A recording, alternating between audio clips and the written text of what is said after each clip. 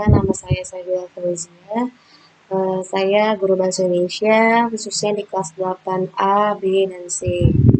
Nah, langsung saja ke materi pembelajaran kita hari ini mengenai unsur-unsur berita. Apa sih sebelum kita membahas tentang unsur-unsur berita, lebih baiknya kita memahami apa itu definisi berita. Ya, berita adalah suatu laporan cepat mengenai peristiwa terbaru dan penting untuk disampaikan kepada masyarakat. Jadi peristiwa terbaru setiap harinya yang menarik dan penting maka disampaikan dari masyarakat ke masyarakat yang lain, disebarluaskan. Gimana sih kita bisa mengakses berita tersebut?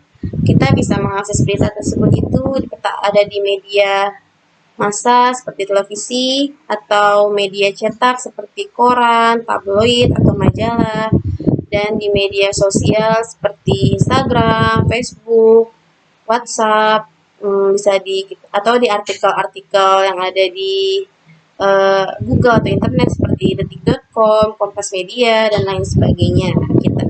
Nah, karena di masa teknologi semakin canggih ini akan semakin memudahkan kita untuk mengakses berita kapanpun dan dimanapun. Nah, lanjut ke materi pokok kita yaitu tentang unsur-unsur berita. Apa saja sih unsur-unsur berita? Yaitu ada 5W plus 1H. What, who, when, where, dan how. Apa sih maksudnya? What itu apa yang sedang terjadi, who siapa yang terlibat di dalam peristiwa tersebut, why mengapa peristiwa atau hal tersebut dapat terjadi, when kapan peristiwa tersebut terjadi, where di mana peristiwa tersebut dapat terjadi, how bagaimana peristiwa tersebut dapat terjadi. Baik, kita akan membahas selanjutnya. Di sini saya telah memaparkan sebuah contoh teks berita. Saya akan membacakan, setelah itu akan saya analisis satu persatu unsur-unsur. Remblong sebuah mobil mewah menabrak pembatas jalan. Telah terjadi sebuah kecelakaan hebat kemarin malam di jalan tol Cipali pada tanggal 4 Maret 2015. Sebuah mobil mewah ini dikemudikan oleh seorang anak muda yang bernama Agus. Ia mengemudikan mobil dengan kecepatan di atas 120 km per jam. Mobil bernomor polisi B3641AH menabrak sebuah pembatas jalan sebab mengalami rem itu untungnya tidak membuat kecelakaan hebat karena pada saat itu untungnya dalam kejadian ini tidak ada korban jiwa, hanya saja sang pengemudi mengalami luka berat dan kini masih dirawat di rumah sakit terdekat.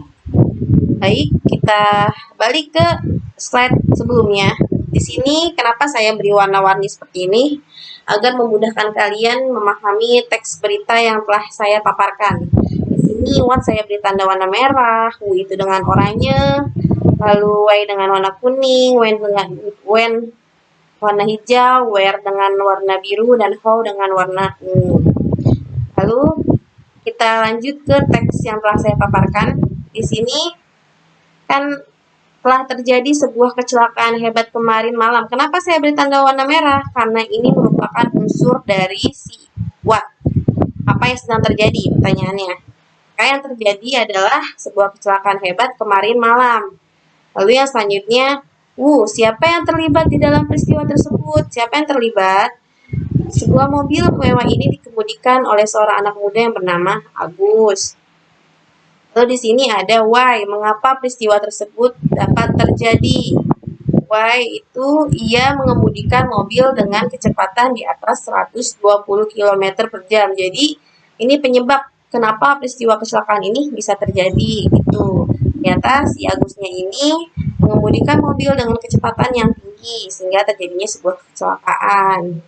Lalu when, kapan peristiwa tersebut dapat terjadi? Kapan peristiwa itu dapat terjadi? Pada tanggal 4 Maret 2015. Lalu ada where, di mana? Di mana peristiwa tersebut dapat terjadi? Di jalan tol Cipali. Dan yang terakhir itu ada how. Bagaimana peristiwa tersebut bisa terjadi? Jadi kronologis kejadiannya.